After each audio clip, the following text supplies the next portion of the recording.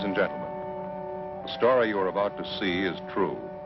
The names have been changed to protect the innocent.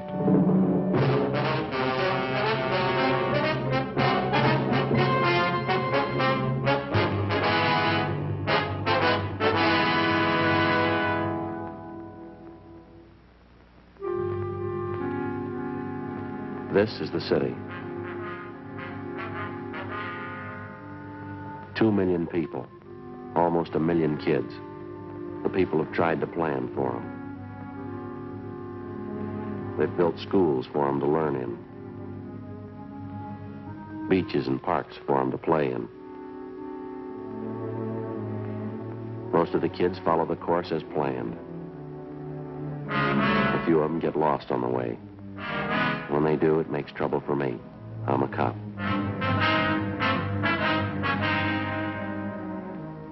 It was Thursday, April 10th. We were working the day watch out of Juvenile Division. My partner's Frank Smith. The boss is Captain Stein. My name's Friday. A crime wave had suddenly erupted among the teenagers of the city. We were getting reports of robberies, burglaries, and bodily assault.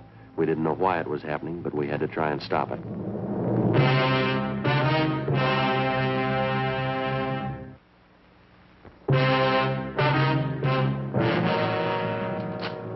Frank?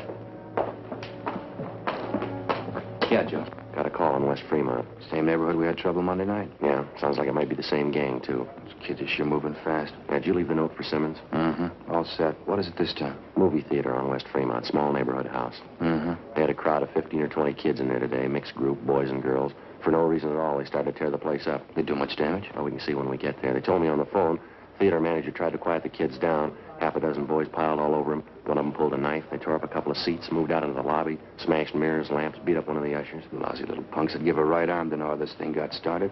We never had much trouble from the kids in that neighborhood out there, Joe. Not until this last month. They seem to be going crazy. Well, it's not getting any better. Burglaries, car thefts, wrecking property. Somebody's going to come out on the short end if it keeps up. It's got to happen. Well, maybe it already has, Frank. When they were ripping up that theater lobby today, one kid got hurt. What happened? 14-year-old boy. In the mix-up, he got shoved through a display case, plate glass. Cut up pretty bad. On his eyes. I'm not sure he's going to see again. In police work, the standard law of cause and effect works like it does for everything else. When a crime's committed, there's a cause behind it. There's a reason for it. And when a group of normally well-behaved kids in an average residential neighborhood start running wild, there's got to be a reason for that, too. A month before, a rash of auto thefts, petty stealing, and public disturbances had broken out suddenly in this particular neighborhood. All of the incidents were traced directly to the teenagers in the area. Why the kids had suddenly decided to run wild, we didn't know, but the amount and nature of the violations kept getting more serious. Juveniles who'd previously been picked up for petty thefts and placed on probation were now being brought in on charges of burglary. Auto thefts in the area had jumped 20%. Misconduct and drunk charges against the teenagers, girls and boys alike, increased by the week. We had a fair idea what the root of all the trouble was. So far, we hadn't been able to trace it. 3:07 p.m. We got to the neighborhood movie theater on West Fremont. We went inside. The lobby was a shambles. A new show had just started. The manager of the theater met us in the lobby, a Mr. Clyde Barton. Got the best of me, Sergeant. I don't know what to make of it. Just look at that wreck. You'd think they were a bunch of savages. You have any idea at all what started them off, Mr. Barton? No idea in the world. A bunch of them came in about 2 o'clock today. Boys and girls both. They sat in front and watched the picture for a while, and they started getting noisy. Did you recognize the kids? I mean, are they from the neighborhood here? Sure, I know who they are. I say they started to make trouble down front, kicking the back of the seats and yelling around. Usher couldn't do anything with them, so I went down to tell them to quiet down or get out. Well, did any of them in particular seem responsible for the racket? Any ringleader? Not that I noticed, no. I tried to be nice to kids, reason with them. They just wouldn't have it. Must have been almost 2 dozen of them. When they wouldn't behave, I told them to leave. I'd give them their money back. What'd they do? Got real foul-mouthed. 1 or 2 of the girls, too. Some of the language I wouldn't even use at a stag party. Well, I got so mad, I grabbed 2 of the guys by the neck and told them to get out. And that's when it broke loose. What happened exactly? A whole crowd of them jumped out of their seats and piled on me. I fell back down there on the floor, and I started swinging. To tell you the truth, Sergeant, I was scared. I didn't know what to make of them. It seemed like a pack of animals, wild. I happened to hit this one kid, and I saw him pull out a knife and come at me. You usually get along pretty well with the neighborhood kids, do you, Mr. Barton? They don't have any grudge against you that you know of? Not that I know of, no. Up until a few weeks ago, everything was fine. I never had a bit of trouble with them. Then all this rowdy stuff began. Tell you, it's got the best of me. This is the first time you've had any trouble of any real size, is that right? Yeah, well, once in a while the kids fool around the show, talking loud, you know, but nothing like this. You know, see Fred, my usher, the way they messed him up, brutal. That little 14-year-old that they shoved through the glass showcase. Gonna be a real mess if he doesn't pull through. I was going to ask you, sir, about the kids in that crowd you recognized. You happen to know any of their names? Here's the list. 7 names in all. Every one of those kids was in that gang. I can give you a hand tracking down their addresses. Thank you. Something else. Here's what I was talking about. What's this, sir? In that scramble here in the lobby, that little box fell out of one of the kids' pockets. One of the ushers picked it up and brought it into me. Have a look inside. Frank? Mm-hmm. I don't know too much about it, Sergeant, but I got a hunch. I don't think I made a mistake. Yeah. What do you think? No, sir, it's no mistake. Marijuana.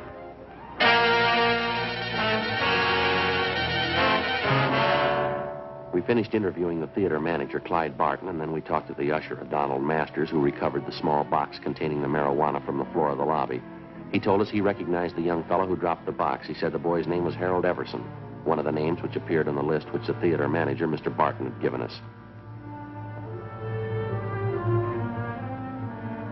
7:45 p.m. Frank and I located the Everson boys' home. It was a 2-story frame, colonial-style house in a better-than-average section of the city.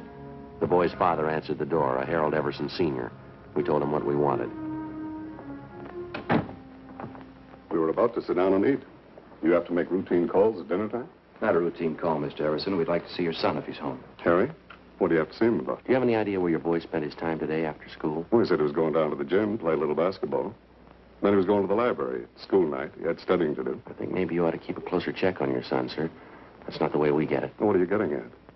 I trust my boy. He said he was going to the gym and then to the library. Got no reason to lie about it. We had a minor riot at a neighborhood movie down in West Fremont today, sir. A gang of high school kids ran wild and wrecked the place. What's that got to do with Harry? Well, a couple of people recognized him among the gang of kids. They say he did his share of wrecking along with the rest of them. Well, it couldn't be. It's a lie. Harry didn't go to the show today. Told me when he got home, he even had his books with him. He spent the afternoon at the library. I'd like to have you take a look at this, Mr. Everson. This box here, would you recognize that at all? Well, yeah. Same kind of box my stomach pills come in.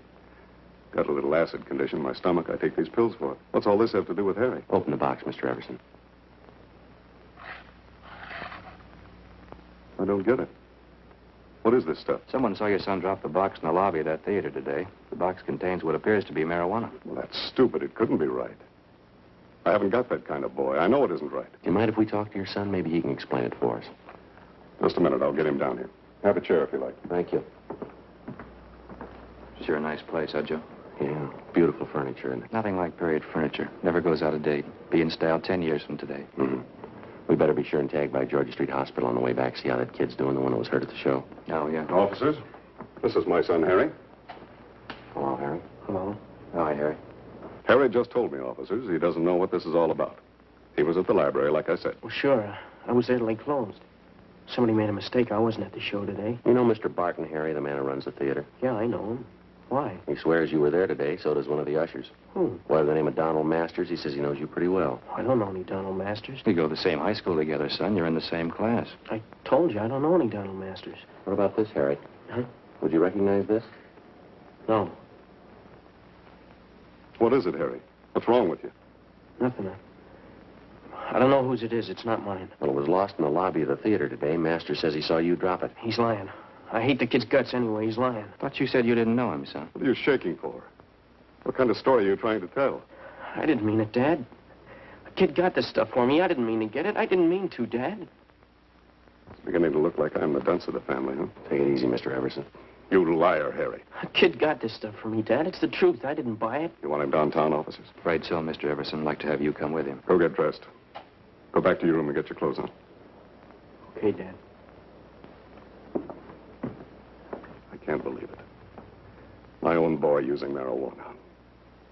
Can't tell you how I feel. Afraid there's going to be more folks feeling the same way before this is all cleaned up. But it'd be different if Harry didn't have a chance. A good home, good training.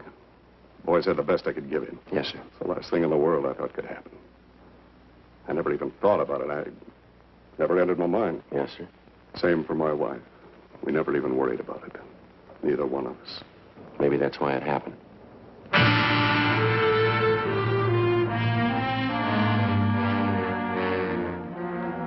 Before we left the Everson house, we checked the boy's room and came up with another small box full of marijuana, which he'd hidden back in his closet. Besides Everson and his son, Harry, 4 other teenagers who'd had a part in the theater brawl were rounded up and taken downtown along with their fathers for interrogation. By the time we finished our questioning and the teenagers had finished talking, we had most of the story pieced together. A story that had the parents so amazed that half of them thought the youngsters were making it up. The pattern was familiar enough for us to know that they were telling the truth. Almost 2 months before, word had gone around among the teenagers in the neighborhood that marijuana, along with various stimulating drugs, was to be had easily and in quantity for anybody who wanted them. Word was passed around that it was the new thing to do, the smart thing to do if you wanted to keep up with the crowd. In questioning the Everson boy, we found that he seemed to know more about the history and operations of the narcotics campaign in the neighborhood than the other boys did. I know one of the guys who first showed up with this stuff. Name's Johnny Demering. He's about my age, 17. I used to know him pretty well. How do you mean he was the first to show up with this stuff, Harry? What kind of stuff? Marijuana and some of the other things. You know, yellow jackets, goofballs. More of the kids go for them than they do for marijuana. And do the youngsters know what these goofballs are made of, son? They know what they are? It's dope, I guess. Narcotics. Kids get a big kick out of them. I guess that's all they care. Now, this Johnny Demering, does he sell the stuff around the neighborhood, Harry? Well, yeah, he was the first one. He's got a couple other kids selling for him now. A couple of them are girls. They sell a lot for him. Johnny makes pretty good money. Yeah, I guess he does. Where's he get the stuff from, do you know? No, I wouldn't know that. Someplace downtown, Johnny knows a guy. Never told anybody where he goes to meet the guy. Nobody ever goes with him. Was Johnny at the show with you today? No, he doesn't hang around with the kids much anymore. He's getting a little big time, I think. Got his own car, good-looking girlfriend downtown. Says he's going to quit school next month. Where does Johnny live, son? Can you tell us that? I don't know the address right off. I can check it for you in the phone book. How about the kids that Johnny hires to sell the stuff? Can you give us their names? Yeah, okay. I think I can remember who they are. You going to bring Johnny in and talk to him? That's the idea, yeah, son. I don't know if you'll find him right away. He probably heard about the trouble today. Johnny's a pretty smart guy. We'll find him. Nobody knows much about him. He never talks about what he's doing, never tells anybody anything. Well, he told you. How smart was that? Complete statements were taken from each of the youngsters we'd brought in for questioning, and then in practically all cases, they were detained pending the completion of the investigation. With the information we had at hand, it took us the better part of 4 days to round up everybody involved in the narcotics distribution system, which had been set up among the teenagers in the neighborhood by 17-year-old Johnny Demering. As for the Demering boy himself, he couldn't be found. We checked with his family, his relatives, his friends, all his known associates. We got out a warrant on him. And then we checked the car he owned through DMV, and we got out a warrant for that. No sign of the boy. Narcotics Division gave us a hand and got their informants busy trying to track down the source of the dope for which the Demering boy had been the only distributor. We knew it went far beyond him. The whole campaign to introduce narcotics in a seemingly harmless form among neighborhood teenagers and then gradually build a solid demand for more expensive stuff as the habit grew and took roots with each and every youngster. It reached to the same vicious men who make their money off the hopeless adult drug addict. The same vicious men who today are trying to build a new market for their wares among the young people of this country. Tuesday, April 29th, 2:30 p.m. I'll get it. Right. Juvenile Division, Smith. Yeah, Brady. Uh-huh. That right? What's his name? All right. Right, goodbye. Joe. Yeah. Brady from Narcotics. They figure they got our man. The Demering boy? No, the guy was pushing the stuff to Demling. His name's Jocko Harris. They found him in the county hospital this morning. Yeah. Somebody got a hold of him 2 nights ago, gave him a good working over. If we're lucky, we'll make it. What do you mean? He's not supposed to last a day.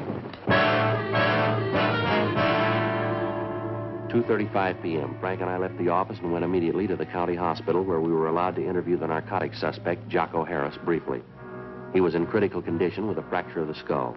He gave us a statement in the form of a dying declaration. He admitted being the connection for 17-year-old Johnny Demering and admitted also that he kept the boy supplied with enough narcotics to keep the neighborhood teenage demand for the stuff fully satisfied. Seemed like a good boy, Johnny. Nice kid. Smart. Never thought he'd turn away, that's all. Where is he, Jocko? Do you know? I only wish I did. Go beat his head in, get my stuff back. Took everything I had. One of the biggest hauls I ever handled, every ounce. What was it, heroin? The best. Got only one word for you. Yeah. You better get him fast.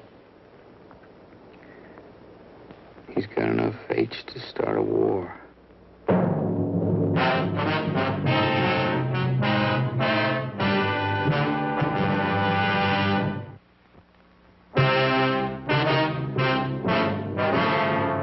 Wednesday, April 30th, 9 a.m. The hunt for 17-year-old Johnny Demring was intensified.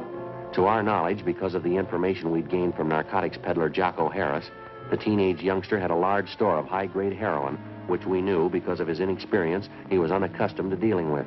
In his hands, the narcotics immediately became a lethal weapon. We knew that Johnny Demring had only one market to deal in, only one type of customer he was acquainted with, the teenager. In previous transactions, we knew the youngsters received only a low-grade type of narcotic, highly diluted. We knew that if Demring succeeded in dispensing the highly concentrated store he had on hand, and the juvenile customers he served tried it on themselves, it would very likely result in death. 11 a.m. Wednesday. Despite all our efforts, Johnny Demring and the store of high-grade narcotics which he'd hijacked from Jocko Harris were still missing. Wednesday, 12 noon, we began rechecking every one of the possible sources that might lead us to the suspect. One of them was the boy's mother, a Mrs. Frances Demring. We talked to her at her work. She was employed as a multigraph operator in the mailing department of a large downtown department store. Not since the last time you talked to me, officer. I haven't heard a word from my boy, nothing at all.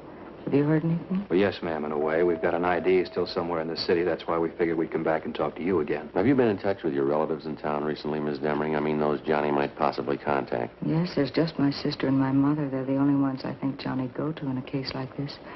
Maybe because he's in trouble and all. I only wish I could have stopped the whole thing. I mean, even before it started. It should never have even started. Yes, ma'am. I guess it just wasn't to be right from the start. Johnny's father ran away, you know. I tried my best after that and never seemed to be enough. I suppose there's no getting away from it. A boy needs a father. You can try all you want. They still need a father, some kind of discipline. Yes, ma'am. Well, how about the relatives you have out of town, Miss Demring? Any word from them at all about Johnny? No, Sergeant, nothing. Matter of fact, I've been waiting for a letter. Nothing at all. Do you have any idea at all where Johnny most likely go in town if he didn't want to be seen, Mrs. Demring? Where he'd go? No, I wouldn't know that, Sergeant. First place, Johnny's never really been in trouble before. I mean, where he'd have to hide. He's always been good to me. Maybe too good. I wouldn't know that. Now, how about Johnny's school friends, ma'am? Would there be any one of them he might possibly contact in a jam? None that I haven't told you about before, I don't think. Evelyn. She's the only one I suppose Johnny'd go to if he needed help, if he was in trouble. That's his girlfriend at the high school, Evelyn Maxford? Yes, that's right. Sweet girl. How about a girlfriend that Johnny was supposed to have downtown somewhere, Miss Demring? Would you know anything about her? Nothing really, no. I knew Johnny had some other girl besides Evelyn. He did mention she lived downtown. Guess that's all I know about her. Her name was Betty, I think. Johnny mentioned it once. That's all I know about her, though. You have no idea where she lived downtown? No, I don't.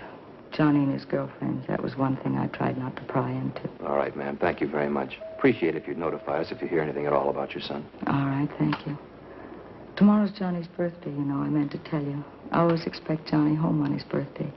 Seems no matter where he is, how he's tied up with his school or sports or something, Johnny always makes it home for his birthday. I see. Wonder how it'll be tomorrow. He's never missed being home on his birthday, not once. Well, if he shows up, I guess you can count on one thing, ma'am. What's that? He might have to miss next year. 2 p.m. Frank and I picked up a glass of milk and a hot dog for lunch, and then we continued making a check of Johnny Demring's closest friends. Next in line after his mother was Demring's high school girlfriend, Evelyn Maxford. We located her at home. She seemed unusually nervous as we interviewed her. No, there's nothing wrong. It's just all this business about Johnny. All this trouble. I've been upset ever since I heard about it. You haven't heard from Johnny at all, Miss Maxford. He's made no attempt to contact you since the last time we talked. I haven't heard a word, officer. I know tomorrow's his birthday. His mother's expecting him home. I know he won't come, though. I'm sure of that. How are you sure, miss? Well, I just know that's all. I guess he should give himself up and take his chances. But I know he won't. I know Johnny that well. He just isn't that type. I'd like to ask you again, miss. Yes? Are you sure you haven't heard from Johnny Demring recently in the past 2 days or so? No. That's what I told you. Don't you believe me? Do you know why we're so anxious to locate Johnny, Miss Maxford? Well, I think so. It's about the narcotics business. You say Johnny had a hand in it. He was selling those things to the kids. I still don't believe it myself. It's a lot more than that the way it stands now, Miss Maxford. What do you mean? When he was at school, Johnny was kept supplied with narcotics by a man named Jocko Harris. He's what we call a pusher, a kind of an in-between supply man in the narcotics trade. 2 nights ago, Johnny caught up with Harris. He beat him up badly enough to send him to the hospital with a skull fracture. And then Johnny stole every bit of narcotics Harris had in his room, some of the strongest stuff he can buy on the market.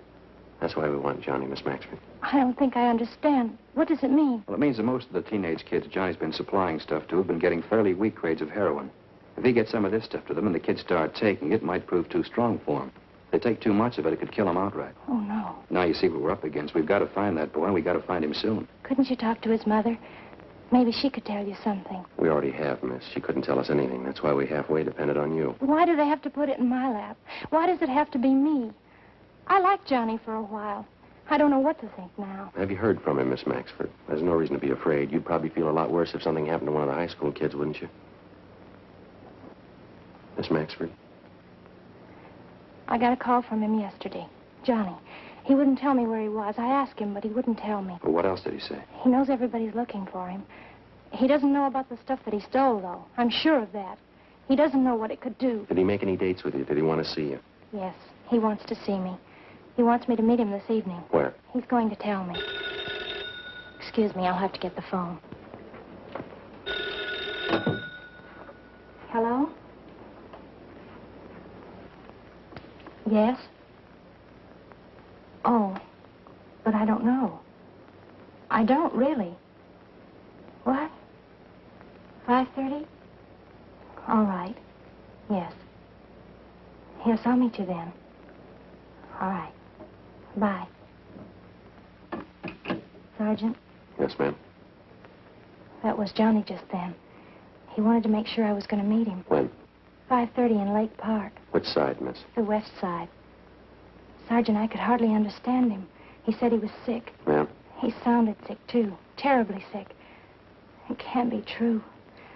I hope to God it's not true. What's that? The narcotics he stole from that man. You say they were powerful? Yes, ma'am, we did. Johnny's been taking them for 2 days.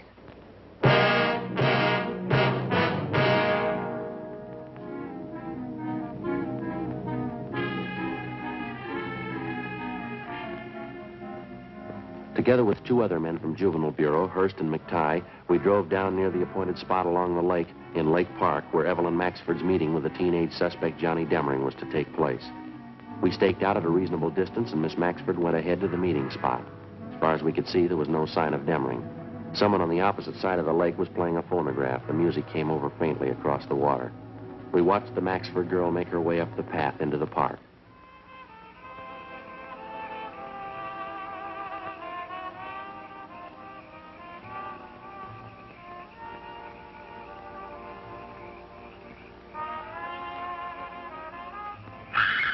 Come on.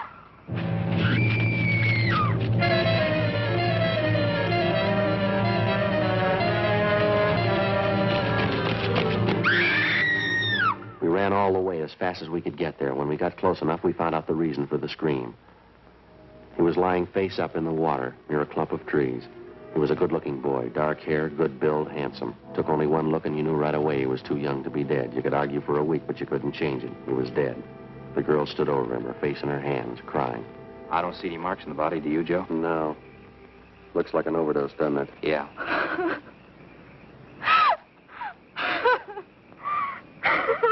We better get her out of here, huh? Yeah. It's all right, Miss Maxford. Come on. Let's go over here.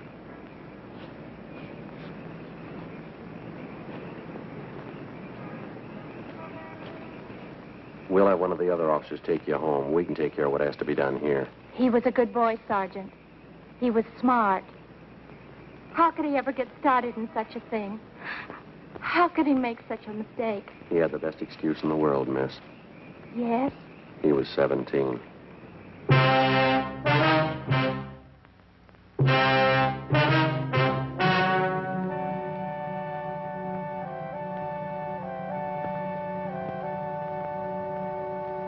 On May 2nd, a coroner's inquest was held at the County Morgue, Hall of Justice, City and County of Los Angeles, State of California. In a moment, the results of that inquest.